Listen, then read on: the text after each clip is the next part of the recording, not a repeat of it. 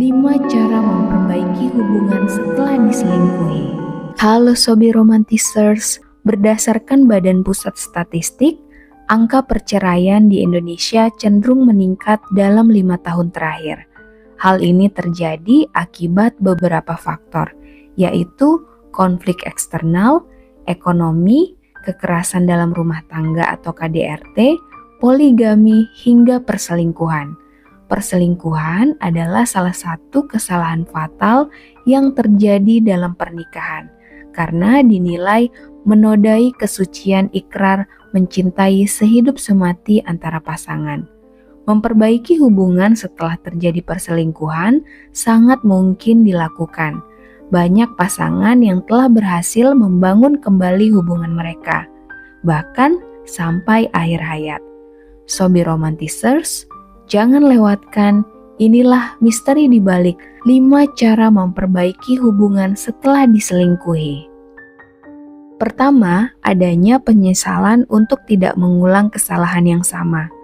Tanpa rasa penyesalan yang mendalam, memperbaiki hubungan setelah adanya perselingkuhan tidak akan berhasil.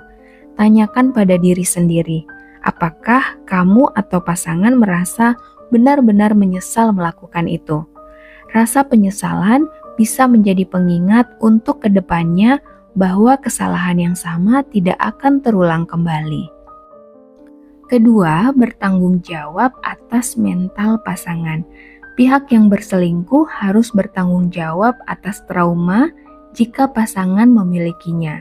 Jangan pernah mengungkit kesalahannya dengan kalimat menyakitkan, seperti, "Dulu aku selingkuh karena kamu kurang perhatian juga." Sadarilah, apapun alasannya, pihak yang berselingkuhlah yang salah. Ini dikarenakan ia lebih memilih orang lain dibandingkan mengkomunikasikan masalah yang sebenarnya pada pasangan. Trauma akibat perselingkuhan dikenal juga dengan istilah Post-Infidelity Stress Disorder atau PISD. Trauma ini muncul dengan bayang-bayang sakitnya diselingkuhi. Oleh karena itu, pihak yang berselingkuh harus terus menenangkan pasangan jika ia mulai mencurigai. Selain itu, bawa juga pasangan ke profesional jika gejala yang ditimbulkan mulai mengganggu. Ketiga, putuskan semua hubungan dengan pihak ketiga. Memotong semua komunikasi dengan selingkuhan adalah bagian penting untuk memperbaiki hubungan. Blokir kontak mereka, baik di telepon hingga media sosial. Ini adalah sikap tegas agar pihak yang diselingkuhi sadar bahwa perselingkuhan itu benar-benar berakhir. Selain itu, ini juga simbol bahwa orang ketiga itu tidak lagi hadir di antara kalian. Keempat, jujur kepada pasangan. Kejujuran adalah pondasi untuk membangun kembali hubungan yang retak akibat perselingkuhan. Pihak yang berselingkuh harus bersedia jujur dan terbuka jika sedang memiliki masalah. Lebih baik masalah itu diutarakan dan didiskusikan secara bersama daripada mencari orang lain untuk bersandar. Kelima, membangun kembali kepercayaan. Ketahuilah bahwa membangun kembali kepercayaan adalah proses yang panjang. Jadi jangan tetapkan waktu untuk hal ini. Jika kepercayaan sulit diraih, bisa jadi perpisahanlah sebagai jalan terakhir. Ini disebabkan kepercayaan adalah tombak utama dalam suatu hubungan.